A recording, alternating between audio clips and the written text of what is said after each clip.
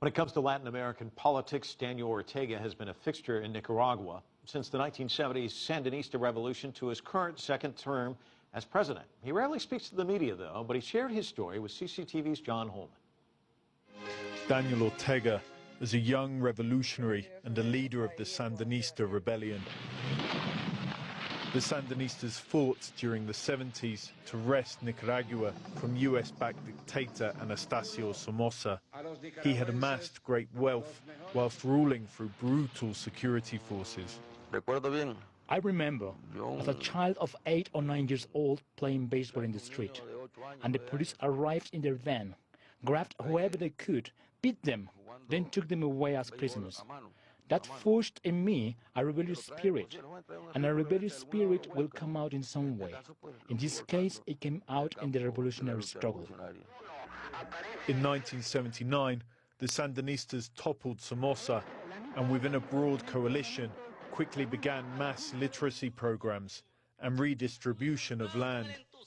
Ortega emerged as president.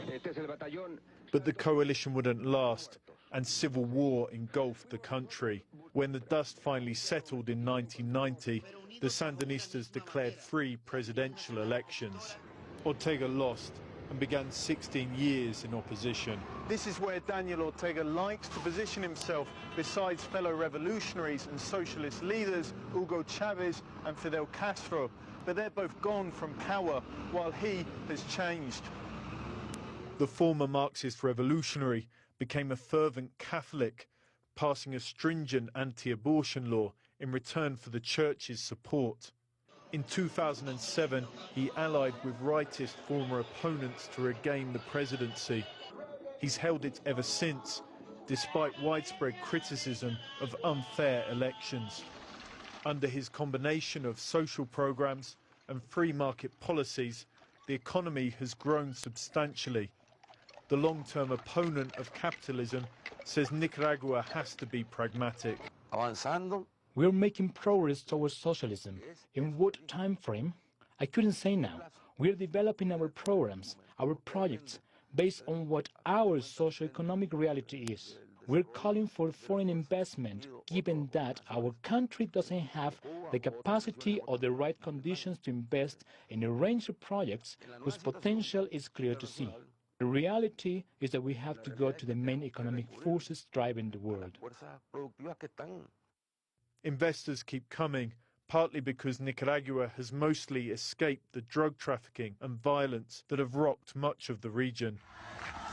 But as his presidency has gone on, his family members have taken up positions of power, and many of those who before fought with him say he's turned into what he once struggled against. The Ortega of today is authoritarian, a dictator.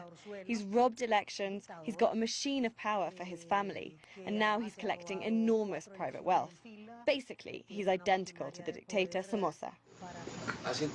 67, the man himself says he has no thoughts of stepping down. The only thing that could stop me is death or incapacitation. That's why I say, as long as God gives me life and health, I'll be fighting for the people. A reassuring message for his many supporters, and a warning for those who fear his increasing grip on power. John Holman, CCTV, Managua.